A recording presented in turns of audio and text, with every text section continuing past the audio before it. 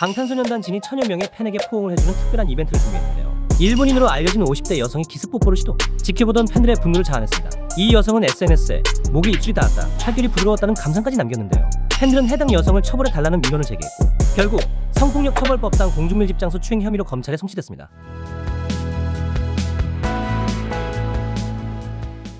뽀뽀할 때 상대방이 충분히 안 하고 싶으면 안 할 정도의 이렇게 속도는 줘야 된다고. 한번 해보세요.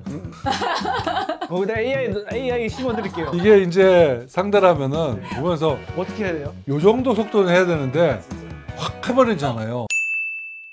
성범죄는 나한테 맡겨라. 성범죄 결사 성범죄 SOS의 민경철 변호사입니다. 이번 사건은 팬이 아이돌과 신체적 접촉을 시도한 사건인데요. 지난해 6월 아이돌 그룹 방탄소년단 진씨가 천여 명의 팬을 초대해서 포옹해주는 이벤트를 열었다고 합니다. 한 팬이 이 기회를 노려가지고 기습적으로 뽀뽀를 시도하는 일이 있었습니다. 팬의 갑작스러운 행동에 진씨는 당황했고 지켜보던 다른 많은 팬들은 화가 많이 났겠죠. 그래서 진씨가 아닌 팬들이 국민신문고에 고발장을 접수하면서 수사가 시작됐습니다. 그런데 문제는 이 팬이 한국인이 아닌 일본인이었다는 건데요. 한때 수사가 중단될 뻔했지만 이 팬이 스스로 한국에 입국해서 경찰에 자진 출석하면서 수사가 개시됐다고 합니다. 왜 공중 밀집 장소 추행으로 적용되었나요? 결국은 개방된 공간이 아니라 사람들이 모여있는 실내 공간이면 거의 다 공중 밀집 장소라고 보면 돼요. 대표적인 게 지하철 안, 화장실 안, 그게 그렇게 중요한 건 아니에요. 추행이냐 아니냐가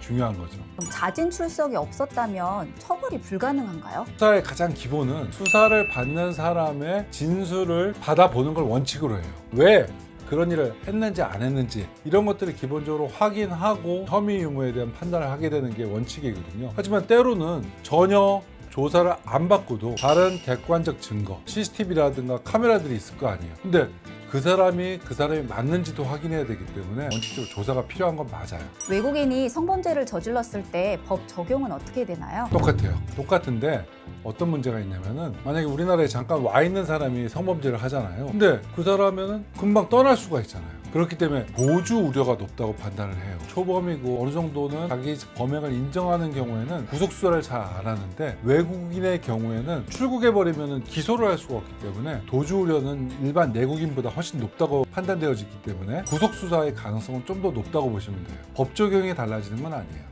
피해자가 처벌을 원하지 않아도 수사가 가능한가요? 처벌을 원하지 않아도 수사가 가능해요. 옛날에 좀 전에는 성범죄는 친고죄, 반의사 불벌죄 이런 거 들어보셨을 거예요. 친고죄는 고소가 있어야 상대방을 처벌할 수 있는 게 친고죄고, 반의사 불벌죄는 고소는 없어도 수사는 할 수 있는데 가해자에 대해서 피해자의 의사가 나 저 사람 처벌 원하지 않아 이렇게 하면은 더 이상 처벌할 수 없는 것. 대표적인 게 폭행, 협박, 이게 이제 반의사 불벌죄거든요. 사람을 한 대 때린 건 맞아. 근데 나 저 사람 처벌 원하지 않아. 이런 얘기를 수사기관의 피해자가 하면은 공소권이 없어져요. 그렇기 때문에 친고죄와 반의사 불벌죄는 피해자의 의사가 절대적인데 우리나라의 성범죄가 대부분 다 친고죄나 반의사 불벌죄가 다 폐지가 됐어요. 그래서 제3자에 의한 고발에 의하더라도 처벌은 가능해요. 하지만 처벌 수위는 피해자의 의사가 굉장히 전적으로 중요하다고 보시면 돼요. 근데 여기서 더 중요한 거는 기습추행이라는 게 뭐냐 때문에 여러분들이 이해를 하셔야 돼요. 원래 강제추행이라는 것도 원래는 폭행 협박이 있어야 돼요. 근데 지나가는 여자의 가슴을 갑자기 툭 친다든가 엉덩이를 툭 친다든가 이거는 툭 치는 행위 자체가 폭행 협박하고 똑같다라고 평가를 하는 거예요.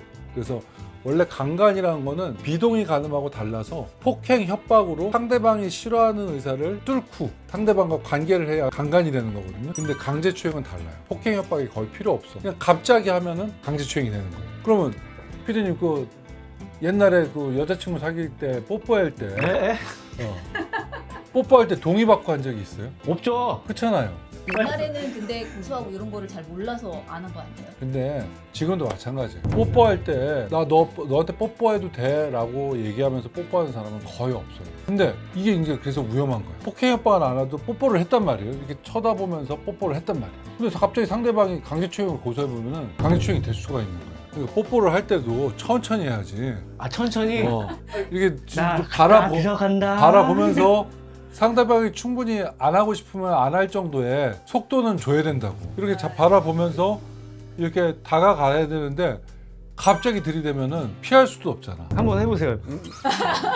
변호사님 한번 해보세요. 거기다 AI 심어드릴게요. 이게 이제 상대를 하면은 보면서 어떻게 해야 돼요? 요 정도 속도는 해야 되는데 확 해버리잖아요. 그러면 이제 여자가 문제 삼으면 문제가 되는 거라. 강제추행은 속도가 중요하다. 만약 이 상황에서 외국인이 뽀뽀를 하고 나오는 걸 팬들이 막 다 잡았어요. 몰아서. 그리고 현장에서 잡았어. 그리고 못 도망가게 했어. 그러면은 그 잡은 사람들도 문제가 되나요? 그건 현행범 체포가 될 수가 있어요. 보통 이게 우리가 이제 시민들이 나서가지고 막 잡고 하잖아요. 그 버스 안에서 막 이렇게 딱 하면 막 이렇게 옆에 도와주잖아요. 그러면 현행범으로 체포해서 경찰이 올 때까지 제압할 수 있어요. 있다가 잡아주면 이제 그 잡는 행위도 어떻게 보면 폭행이라고 볼 수 있잖아요. 그 사람을 잡기 위해서 갑자기 총을 쏘면 안 되잖아. 못 가게 그냥 잡기만 했다. 이건 현행범 체포로서 정당한 행위가 될 수 있어요. 이거 보면은 이제부터 BTS 팬들 다 잡겠는데요? 이것만 노리는 사람들이 있겠는데요? 그러니까. 뭐 상을 주나요? 상관 안 줘요. 그러면 안 해요.